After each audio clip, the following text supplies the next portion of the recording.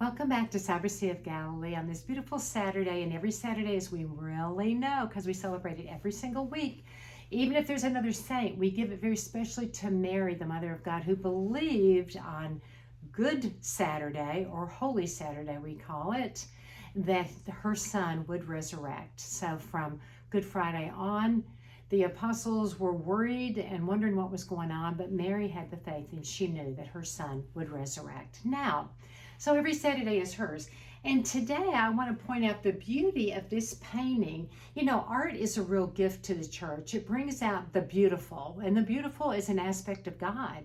And sometimes we walk past it, especially say here in the convent where we have so much beautiful religious artwork, and we don't always stop and look at it. Well, one day I was walking past this and I thought, I'm going to share this with you on Cyber Sea of Galilee, DSMME, because it is so loaded with theology, which good church art does teach us about God.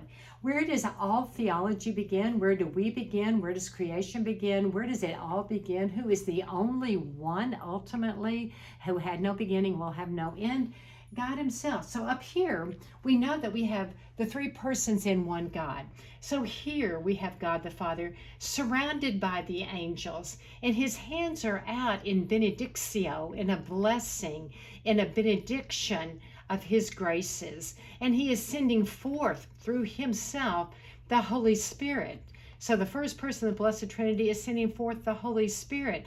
And where are they sending them? They are sending them down to Mary, who is kneeling and covering her heart, because like a chalice, she is holding, for the first time ever, she is holding the second person of the Blessed Trinity, who will someday give himself to us in his flesh, body, blood, soul, and divinity in the Eucharist. But she has just been visited by the angel Gabriel, who is asking her, Ave Maria, gratia plena,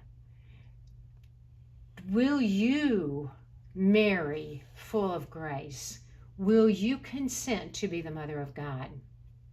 The invitation is out. She is saying yes by placing her heart, so to speak, in the form of a chalice. She will receive the second person of the Blessed Trinity into her womb, where she will give him his body and his blood, his flesh. Interestingly, too, in the background that you don't necessarily notice, but it's there.